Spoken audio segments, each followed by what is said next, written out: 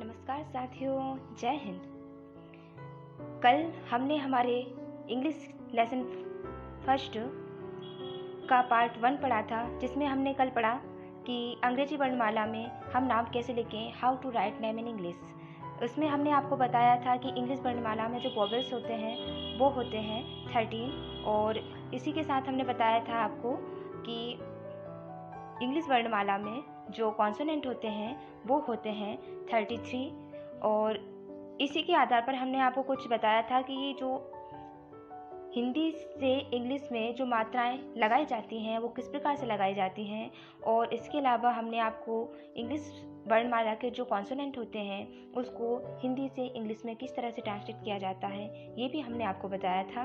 तो आज इसी को आगे बढ़ाते हैं और कुछ नाम बनाना हम सीखते हैं कि इनसे हम अपने नाम को किस तरह से इंग्लिश में ट्रांसलेट कर सकते हैं। तो आइए शुरुआत करते हैं हम हमारी वीडियो की। जो भी इस चैनल पर नए हैं और जिन्होंने चैनल को सब्सक्राइब नहीं किया है तो वो चैनल को जल्दी से सब्सक्राइब कर दें और वीडियो को लाइक करना ना भूलें। तो चलिए शुरुआत करते हैं आज के टॉपिक की। तो जैसे मान लीजिए हमें किसी नाम को इंग्लिश में ट्रांसलेट करना है। जैसे मान लीजिए मैं सबसे पहले नाम लेती हूँ, छोटा सा नाम है राम। राम को यदि हमें इंग्लिश में ट्रांसलेट करना है तो हम कैसे करेंगे। हमने आपको बताया था कि रा के लिए हमेशा लगाया जाता है आर लिखा जाता है, और बड़ा आ की मात्रा के लिए जैसे कि आपको बताया था ए या डबल ए का यूज़ किया जाता है। तो राम के बड़ा आ की मात्रा के लिए हम ए का यूज़ करेंगे, और माँ के लिए हमने बताया था आपको कि माँ के लिए हमेशा एम से प्रदर्शित किया जाता है। तो इस तरह से जो राम है वो यहाँ पर लिखा गया है।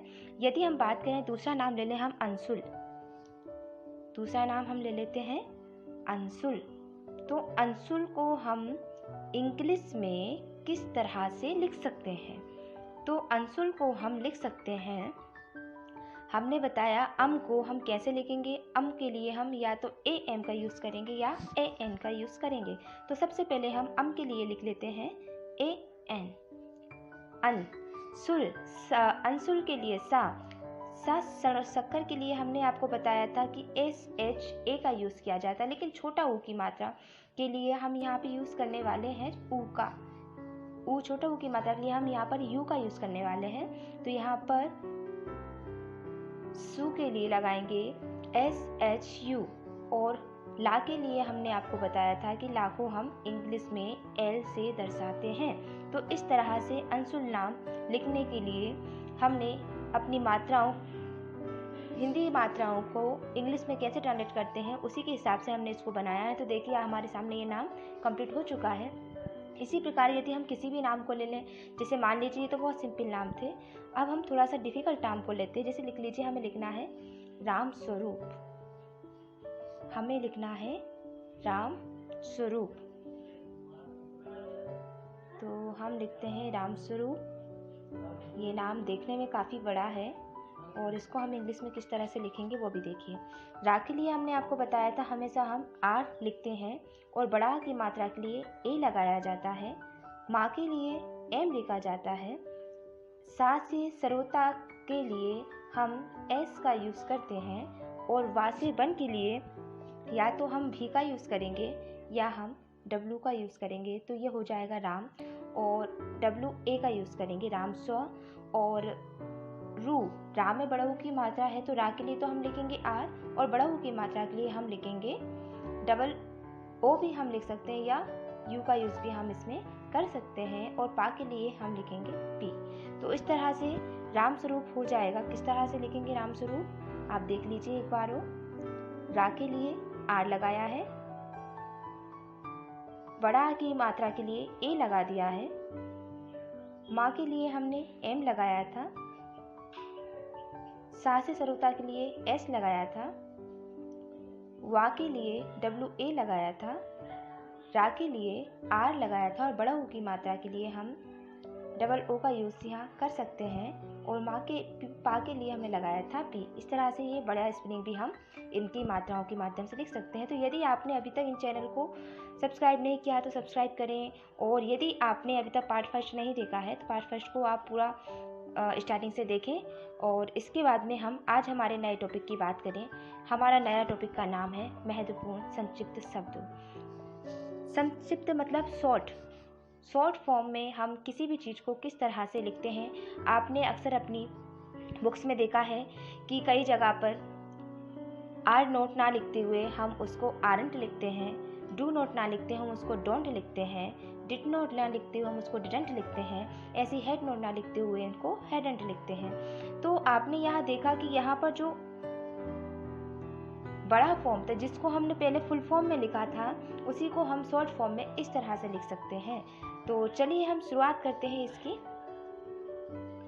सबसे पहले आपके सामने लिखा है कि यहाँ पर फुल फॉर्म है। लेफ्ट हैंड साइड में आपको फुल फॉर्म दिया मिलेगा और राइट हैंड साइड में आपको शॉर्ट फॉर्म मिलेगा। जिस तरह से आर नोट को हमने लिखा था आरंट और हेड नोट को हम लिखे थे हेडंट लिख सकते हैं। इट इज को शॉर्ट फॉर्म में हम इट्स लिख सकते हैं। इट नोज को हम इजेंट लिख सकते हैं। लेट अस को हम लेट्स लिख सकते हैं और इसी प्रकार से दैट विल को हम दैट विल इस प्रकार से लिखेंगे, दैट एपोटोसियस और डबल एल, तो ये हो जाएगा हमारा दैट विल। इसके साथ ही यदि हमें वाट इज को लिखना है तो वाट इज को हम शॉर्ट फॉर्म में कुछ इस प्रकार से लिखेंगे। हमें वाट इज को शॉर्ट फॉर्म में लिखना है तो हम उसको इस प्रकार से लिखेंगे, वाट एफोटोपियस एस, तो ये हमारा शॉर्ट फॉर्म हो जाएगा। और इसी प्रकार से आगे वुड है, वुड को यदि हम शॉर्ट फॉर्म में लिखना चाहें, वुड को यदि हम शॉर्ट फॉर्म में लिखना चाहें तो उसको हम लिखेंगे एल एफोटोपियस डी, जिसको हम पढ़ेंगे वुड। तो यदि आपकी बुक्स में कभी भी इस प्रकार के शॉर्ट फॉर्म आए तो आप कभी कंफ्यूज ना हो। इनको हम यदि इस तरह से शॉर्ट फॉर्म आपकी बुक्स में लिखे हुए हैं तो आप इस वीडियो के माध्यम से इसको अच्छे से समझ लें कि आखिर ये लिखा क्या है। कई बार हम कंफ्यूज हो जाते हैं कि ये एलडी है तो ये आखिर है क्या, तो इसको उसका जो फुल फॉर्म होता है वो वुड होता है। तो आज के बाद आप लोग इसमें कंफ्यूज ना हो। चलिए आगे देखते हैं। साल नोट को हम शॉर्ट फॉर्म में लिखते हैं कुछ इस प्रकार से। साल नोट को हम लिखते हैं इस प्रकार से SHANTOT, इस प्रकार से हम इसको शॉर्ट फॉर्म में लिख देंगे। यदि हमें IM को शॉर्ट फॉर्म में लिखना है तो उसके लिए हम I एफोटोपियस लगाकर M लिख देंगे, तो ये हमारा IM हो जाएगा। यदि बात करें हम विल नोट की तो विल नोट को यदि हमें शॉर्ट फॉर्म में लिखना है, विल नोट को शॉर्ट फॉर्म में लिखना है तो हम कुछ इस प्रकार से लिखेंगे WON एफोटोपियस T, जिसको हम पढ़ेंगे वांट, लेकिन ये वास्तव में है क्या, ये है वास्तविक में विल नॉट लिखा हुआ है, एक्चुअल में ये विल नॉट होता है। इसी प्रकार से आगे का देखें, देयर इज, तो इसको हम शॉर्ट फॉर्म में लिखेंगे देयर्स। क्या लिखेंगे शॉर्ट फॉर्म में, देयर्स लिखेंगे। VR है तो उसको हम शॉर्ट फॉर्म में लिखेंगे V एफोटोपियस RE। VR को हम शॉर्ट फॉर्म में लिखेंगे VE एफोटोपियस RE। यदि हम बात करें UR की तो UR को हम शॉर्ट फॉर्म में लिखेंगे U एफोटोपियस R, तो ये हमारा क्या हो जाएगा, UR हो जाएगा। इसी प्रकार हु इज का शॉर्ट फॉर्म होता है हुज, हु लिखकर हम एफोटोपियस लगाकर S लिख देंगे तो वो हो जाएगा हु इज। ठीक है। कैन नोट होता है, कैन नोट का शॉर्ट फॉर्म हम लिखेंगे कांट। तो आई होप आप सभी को ये वाला जो चैप्टर है फुल फॉर्म से शॉर्ट फॉर्म में परिवर्तित करना, ये आपको बहुत अच्छे से समझ में आया होगा। अभी भी जिन लोगों ने चैनल को सब्सक्राइब नहीं किया है, वीडियो को लाइक नहीं किया है, तो वीडियो को जल्दी से लाइक कर दें और आगे के रूल के लिए हमें आपका सपोर्ट दें। तो यहाँ तक आपको समझ में आया। कल की वीडियो में हमने पढ़ा था कि इंग्लिश को अंग्रेजी में हम हमारे नाम को कैसे लिखें। इसके बाद में आज हमने सीखा कि हम फुल फॉर्म को शॉर्ट फॉर्म में कैसे लिखें, फुल फॉर्म को शॉर्ट फॉर्म में कैसे पढ़ें। तो आज हम इतना सीख चुके हैं। अब हमारे नए टॉपिक रूल फर्स्ट पर आ जाते हैं। ये हमारा नया टॉपिक है, मेन टॉपिक है रूल फर्स्ट। रूल फर्स्ट में आज हम सीखेंगे कि हम छोटे छोटे वाक्यों को किस प्रकार से डेली यूजेस में लाएं और किस प्रकार से उन्हें बोलें। तो चलो शुरुआत करते हैं आज इसकी। आपने देखा रूल फर्स्ट में, चलिए शुरुआत करते हैं। जिन वाक्यों में किसी को कुछ करने के लिए कहा जाता है तो सबसे पहले जो काम करने के लिए बोला जाता है उसको पहले लिखते हैं एवं हमेशा क्रिया का फर्स्ट फॉर्म लिखते हैं। तो आई होप आपको समझ में आया होगा कि इन्होंने क्या कहना चाहा है। जैसे मान लीजिए इन्होंने बोला कि जाओ, हम बोलते हैं कि जाओ, उसको हमेशा हम फर्स्ट फॉर्म में लिखेंगे। गो, खाओ, ईट, ईट क्या है, एक फर्स्ट फॉर्म होता है, खाना खाओ, ईट फूड, गाना गाओ, सिंग सॉन्ग। जब भी किसी बात को जोर देकर कहा जाता है तो वहाँ पर हमेशा हम लगाते हैं फर्स्ट फॉर्म। वहाँ पर हमेशा हम किसका यूज़ करेंगे, फर्स्ट फॉर्म का यूज़ करेंगे। वाक्य को हम दोबारा रिपीट कर लेते हैं। इन्होंने क्या कहा है कि जिन वाक्यों में किसी चीज़ को करने के लिए कहा जाए तो सबसे पहले जो काम करने के लिए बोला जाता है उसको हम सबसे पहले लिखेंगे और हमेशा क्रिया का पहला रूप फर्स्ट फॉर्म लिखेंगे। तो सबसे पहले क्रिया, आपको ये पता होना चाहिए कि क्रिया क्या होती है। तो जिस काम में किसी कार्य का करना या होना पाया जाता है उसे हम क्रिया कहते हैं और क्रिया को ही इंग्लिश में वर्ब कहा जाता है। और वर्ब, जिस प्रकार से वर्ब क्या हो जाएगा, आना, जाना, खाना, पीना, लिखना, पढ़ना, खेलना, गाना, डांस करना, ये सारी चीज़ें हमारी किस में आ जाएंगी, वर्ब में आ जाएंगी। तो यहाँ पर हमने किसी से बोला कि जाओ तो जाओ, ये इसके लिए हमने फर्स्ट फॉर्म लगा दिया गो। गाना गाओ, तो सबसे पहले हमने यहाँ बोला था आपसे कि आपको सबसे पहले जो बोला जाता है वो लिखना है। जो बोला जाता है वो सबसे पहले आपको लिखना है और उसमें फर्स्ट फॉर्म लगा देना है। तो वही हमने यहाँ पर किया। हमने बोला गाना गाओ, तो गाना गाओ, गाने के लिए हमने लगाया दिया सिंग और गाओ के लिए हमने लगा दिया सॉन्ग्स। सिंग फर्स्ट फॉर्म है। आगे देखते हैं हम इसको, यदि हमें नेगेटिव में चेंज करना है तो सबसे पहले डू नॉट का शॉर्ट फॉर्म संचित रूप डोंट लिखकर हम फर्स्ट फॉर्म वर्ब का फर्स्ट फॉर्म लिख देते हैं। जैसे कि मत जाओ, तो हम क्या लिखेंगे यहाँ पर, डोंट गो। यहाँ पर मत जाओ को हम लिखेंगे डोंट गो और मत खाओ को हम लिखेंगे डोंट ईट। तो हमेशा हम जहाँ पर नेगेटिव की बात करेंगे वहाँ पर हम डोंट शब्द का यूज़ करेंगे और इसके साथ हम वर्ब का फर्स्ट फॉर्म लगाएंगे। जैसे कि आप अगला देखेंगे कि गाना मत गाओ, तो गाना मत गाओ के लिए हमने डोंट का यूज़ सबसे पहले किया है, फिर हमने वर्ब लगा दिया गाना, गाने की फर्स्ट फॉर्म सिंग लगा दिया है और इसका जो अदर वर्ड था गाओ उसको हमने पीछे लिख दिया है। तो ये पूरा हो गया गाना मत गाओ, डोंट सिंग ए सॉन्ग। लेकिन यदि सब्जेक्ट कर्ता दिया हो तो उसको पहले लिखते हैं। यदि आपको सब्जेक्ट मतलब कि जो कर्ता होता है, कार्य करने वाला होता है, वो आपको दिया गया है तो उसको हमें सबसे पहले लिखना है। इस चीज़ का आपका विशेष ध्यान रखना है। जैसे कि यदि हम बोले कि तुम खाओ, पहले हमने बोला था ओनली खाओ, खाओ को हमने लिखा था ओनली ईट क्योंकि वहाँ कोई कर्ता नहीं था। लेकिन अब हमारे सामने कर्ता है, कर्ता मतलब जो सब्जेक्ट है वो तुम है, तो हमें सबसे पहले किसको लिखना है इसके अनुसार, तुम। सब्जेक्ट को सबसे पहले लिखना है तो सब्जेक्ट आ जाएगा यू। खाओ के लिए हम फर्स्ट फॉर्म लगाएंगे तो ये हो जाएगा ईट, तो तुम खाओ का हो जाएगा यू ईट। तुम जाओ को हम यू गो लिखेंगे। इसी प्रकार से तुम आओ यू कम, तुम खाओ यू ईट, तुम पियो यू ड्रिंक। ऐसे बहुत सारे वाक्य आप अपने हिसाब से अब इसमें बना सकते हैं। चलिए आगे बढ़ते हैं वीडियो को। तुम जाओ और सो जाओ, ऐसे ही अगर दो वाक्यों को एक साथ मिलाकर कहा जाए तो हम इसको कैसे बनाएंगे, देखिए। तुम जाओ और सो जाओ, इसके लिए हमने लगाया सबसे पहले सब्जेक्ट। सब्जेक्ट क्या है यहाँ पर, यू है। तुम जाओ यू गो और सो जाओ एंड स्लीप। तो जो जो हमें कहा जा रहा है उसी के अनुसार हमें वाक्य को बना देना है। तुम यहाँ से जाओ, तो तुम यहाँ से के लिए क्या लगा देंगे, तुम यहाँ से जाओ को यू गो फ्रॉम हियर, यहाँ के लिए हमने लगाया हियर, से के लिए हमने लगा दिया फ्रॉम, जाने के फर्स्ट फॉर्म गो लगा दिया और हमारा जो करता है यू है तो उसके लिए सबसे पहले हमने रख दिया है, तो यू गो फ्रॉम हियर। ऐसे ही बहुत सारे वाक्य हम बनाएंगे। जैसे मान लीजिए इसी को हमें, ये तो पॉजिटिव वाक्य थे, सिंपल वाक्य थे, यदि हम इसको नेगेटिव में बनाएं तो नेगेटिव में बनाएंगे तो हम लिखेंगे तुम मत जाओ यू डोंट गो, तुम मत सो यू डोंट स्लीप, तुम मत जागो यू डोंट अवेक, तुम मत भागो, यू डोंट रन। तुम मत पियो, यू डोंट ड्रिंक। ऐसे बहुत सारे वाक्य आप अपने हिसाब से बना सकते हैं, लेकिन सबसे पहले आपको ऐसे वाक्यों को बनाने के लिए आपको याद करना पड़ेगा वर्ब।